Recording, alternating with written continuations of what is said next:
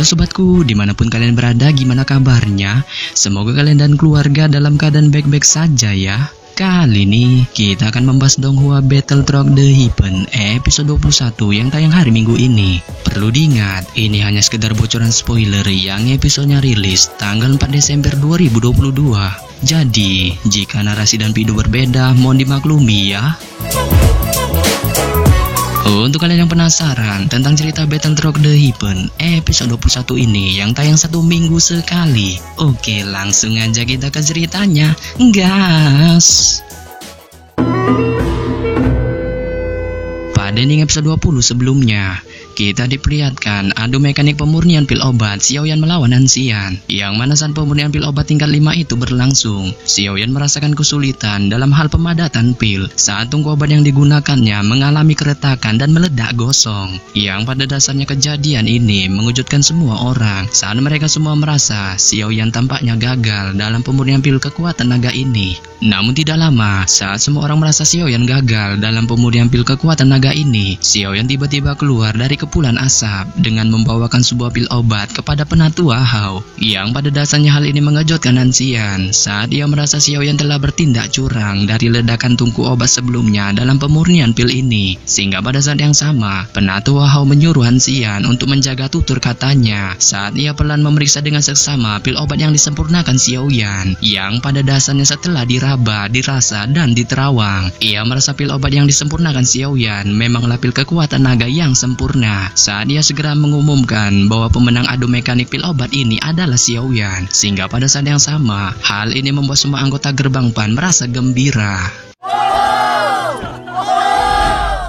Kemudian kita diperlihatkan kelompok Han Yue yang dipimpin Lin Xiuya sedang menjalankan sebuah misi saat mereka segera dikepung sekawanan binatang ajaib,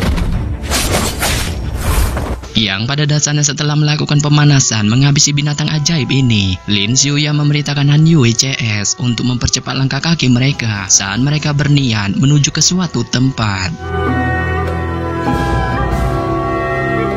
Sementara itu, Xiaoyan yang dibimbing Yolo mencoba berlatih gerakan 3000 petir di sebuah gunung saat Yolo memperingatkan Xiaoyan untuk tidak bertindak ceroboh dalam pelatihan ini, karena hal itu akan membuatnya terkena serangan balik dalam pelatihan ini, serta ia sekali lagi menanyakan kepada Xiaoyan tentang kesiapannya dalam pelatihan ini, sehingga pada saat yang sama Xiaoyan yang mendengar ini pun menjawab bahwa selama ada api surgawi di dalam tubuhnya, ia bersedia menanggung semua resiko dalam pelatihan ini.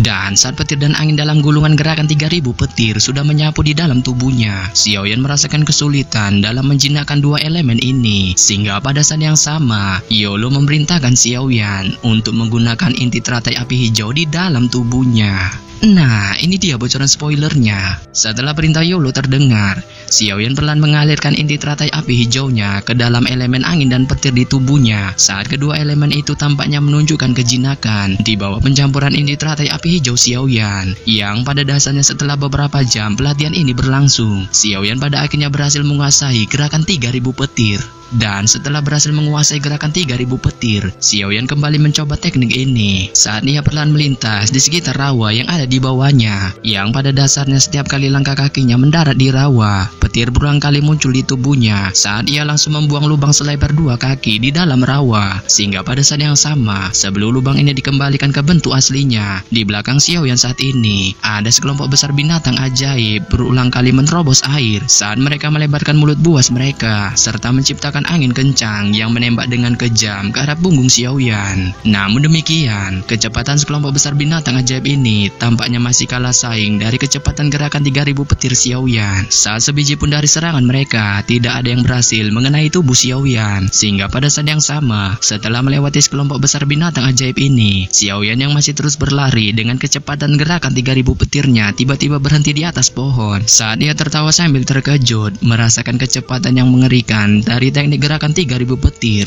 yang pada dasarnya saat ia masih terkejut dengan teknik gerakan 3000 petir ini, sosok Yolo perlahan melayang di cabang pohon saat ia menatap Xiaoyan dengan kegembiraan di wajahnya serta memberitahu memberitahunya bahwa teknik gerakan 3000 petir terbagi menjadi 3 tingkatan, yaitu kilatan petir, kilatan instan, dan 3000 petir. Yang mana pada saat ini ia memerintahkan Xiaoyan untuk terus mengasah kemampuannya dalam berlatih gerakan 3000 petir ini. Sehingga pada saat yang sama, Xiaoyan mendengar ini pun perlahan mengangguk saat dia segera duduk di atas batu dan perlahan menutup matanya untuk memasuki mode pelatihannya. Setelah beberapa jam melakukan pelatihan, Xiaoyan perlahan membuka matanya saat ia mengeluarkan pil pemulihan energi dari cincin penyimpanannya serta memasukkannya ke dalam mulutnya. Sehingga pada saat yang sama, Dok yang telah hilang dari dalam tubuhnya selama pelatihan perlahan kembali saat ia berniat mencari tempat untuk beristirahat. Yang pada dasarnya saat ia baru saja akan mencari tempat untuk beristirahat, raungan keras seperti petir tiba-tiba terdengar dari gunung yang jauh di belakangnya. Saat Xiaoyan mendengar ini segera terkejut dan mengangkat kepalanya untuk menatap gunung itu. Serta pada saat yang sama, ia merasa bahwa auman itu berasal dari binatang ajaib kelas Douang. Yang pada dasarnya auman ini juga dirasakan Yolo saat ia setuju dengan perkataan Xiaoyan. Serta ia juga merasakan binatang ajaib itu tampaknya sedang baku hantam dengan seorang praktisi. Mendengar praktisi yang disebutkan Yolo, kejutan melintas di wajah Xiaoyan saat ia merasa praktisi ini cukup berani melawan binatang ajaib sekelas Douang. Serta pada saat yang sama, ia juga tampaknya sedikit penasaran dengan baku hantam manusia dan binatang ajaib ini saat dia perlahan tersenyum serta menyarankan kepada Yolo untuk pergi ke tempat baku hantam itu dan melihatnya. Sehingga pada saat yang sama, Yolo yang mendengar saran dari Xiaoyan ini pun perlahan mengangguk setuju. Yang pada dasarnya setelah melihat Yolo setuju dengan sarannya, Xiaoyan perlahan tersenyum saat sayap awan ungu di punggungnya melesat keluar serta dengan kepakannya tubuhnya mulai naik ke langit terbang menuju lokasi di mana raungan binatang ajaib itu berasal.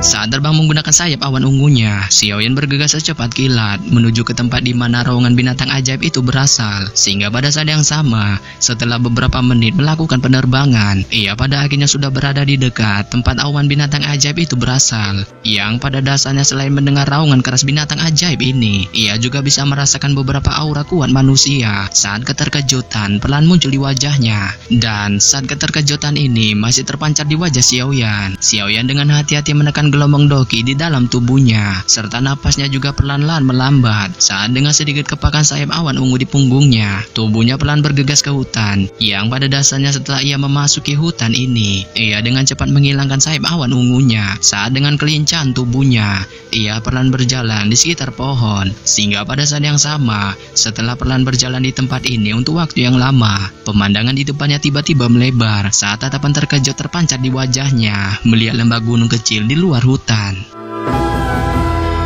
Sedikit info cuy, pada saat ini di luar hutan ada lembah gunung kecil yang memiliki pintu masuk seperti labu, yang mana pada saat ini ada kera raksasa putih yang bertubuh kuat dengan ukuran jumbo di pintu masuk lembah gunung ini saat seluruh tubuhnya memancarkan aura es yang sangat tajam dengan sepasang mata merahnya dipenuhi keganasan menatap dengan tajam ke arah 4 sosok manusia di sekitarnya. Yang pada dasarnya saat melihat kera raksasa ini, keterkejutan perlahan muncul di wajah Xiaoyan saat dia merasa bahwa kera raksasa ini merupakan kera langit setan salju yang memiliki kekuatan mengerikan yang dapat menghancurkan sebuah gunung. Yang pada dasarnya saat Xiaoyan masih melihat kera raksasa ini, suara Yolo perlahan terdengar saat dia memberitahu Xiaoyan bahwa 4 sosok manusia yang ada di sekitar kera itu juga tampak tidak lemah dibandingkan kera ini. Mendengar suara Yolo, Xiaoyan segera mengalihkan pandangannya ke 4 sosok manusia yang mengelilingi kera langit setan salju saat ekspresinya tanpa sadar berubah menatap lencana di dada salah satu keempat sosok manusia itu. Serta pada saat yang sama, setelah beberapa saat mengamati keempat sosok ini, Xiaoyan merasa keempat sosok ini merupakan murid-murid dari halaman dalam, serta salah satu dari keempat sosok itu adalah orang yang dikenalnya, yaitu Han Yue. Sehingga pada saat yang sama,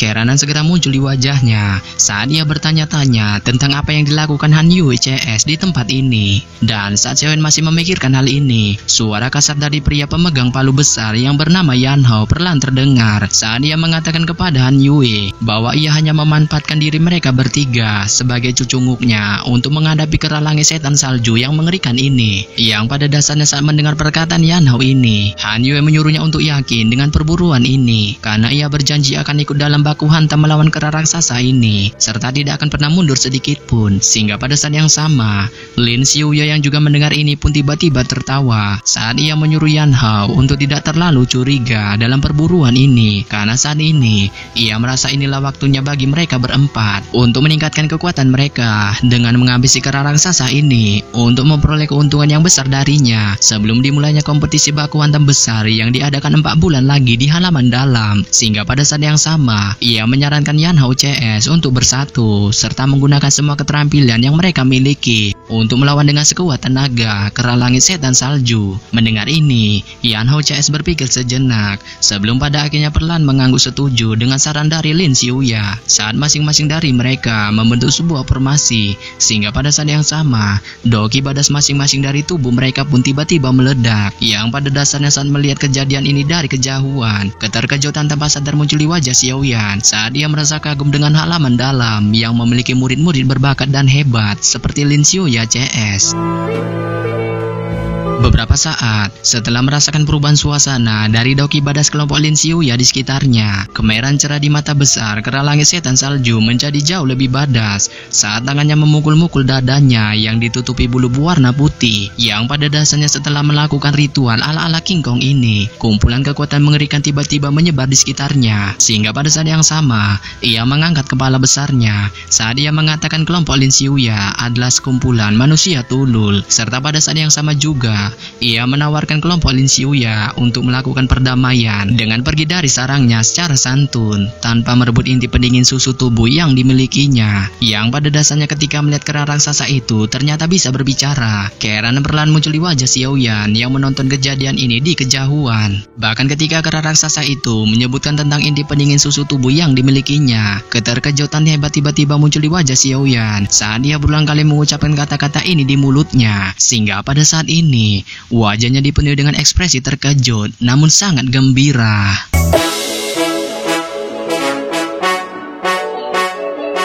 Iya, sampai di sini saja saya menyampaikan bocoran spoiler Battletrog The Heaven episode 21 yang baru tayang minggu ini. Akhir kata saya ucapkan bye-bye.